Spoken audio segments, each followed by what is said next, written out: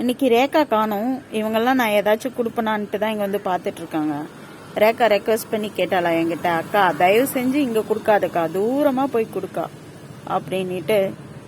அதனால் நான் யாருக்கும் எதுவும் கொடுக்கல. அதுவும் இல்லாமல் என்கிட்ட இன்னைக்கு இல்லை, நாய்ங்களுக்கு மட்டும்தான் இருக்குது, இவங்களுக்கு இல்லை. ஓகேவா? நான் தூரமாக தான் போய் கொடுப்பேன். எப்போவாச்சும் அது கண்ணு தெரியாத ஒருத்தன் வருவான், அவன் மட்டும் வந்து பக்கத்தில் உட்காந்துன்னு கொயான்னு கத்தினே இருந்தானா அவனுக்கு மட்டும் கொடுத்துருவேன். மற்றவங்களாம் கொடுக்குறதா இருந்தால் தூரமாக தான் போய் கொடுப்பேன். அதுவும் ரேக்காக்காக தான்.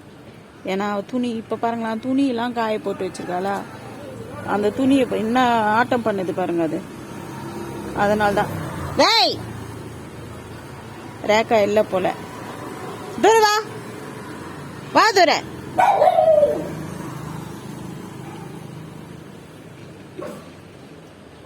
அதனால்தான் அக்கா நான் துணி துவைச்சு போட்டு வச்சிருக்கேன்க்கா, அது அந்த மாதிரி பண்ணுதுக்கா அப்படின்னும் போது கொஞ்சம் கஷ்டமாயிரும். அதனால உண்மையிலே ரேக்கா சொன்னதுக்காக, ரேக்காக்காக தான் நான் வந்து இங்கே எதுவுமே கொடுக்கறதில்ல. கொடுத்தா கூட அந்த புளிய மரத்தை இதுக்காக போய் கொடுப்பேன். ஆனால் இன்னைக்கு எல்லாம் இங்கே உட்காந்துருக்காங்க. வீட்டுக்குள்ளே வேற வருவாங்க நான் இங்கேருந்து போயிட்டேன்னா. இப்போ நாய்களுக்கு சாப்பாடு எடுத்துட்டு ஷெல்டருக்கு வேற போகணும், கொல்லைக்கு. அம்மாவுக்கு வேற உடம்பு சரியில்லை. டேய் இங்கே பாருங்க, என் பையன் பிடி, இவன் தான். இவனுக்கு கொஞ்சம் கண்ணு ஒரு மாதிரி இருக்குமா, இவன் வந்து கொயின்னு கேட்டான்னு வச்சுக்கோங்களேன், எனக்கு பாவமாக இருக்கும். அதனால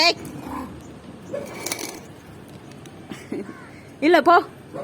இப்போ இதை எடுத்துட்டு நான் எப்படி ஏறுறதுன்னு வேற தெரியல வண்டியில். இது நாய்களுக்காக தான் சத்து மாவு பிசைஞ்சு வச்சிருக்கேன். ஆனால் இவங்களுக்கு கொடுக்க முடியாது. இல்லை ஓடு. கொள்ளை அடிக்கும் நிலைமையில வந்து இங்கே உட்காந்துருக்காங்க எல்லாரும்.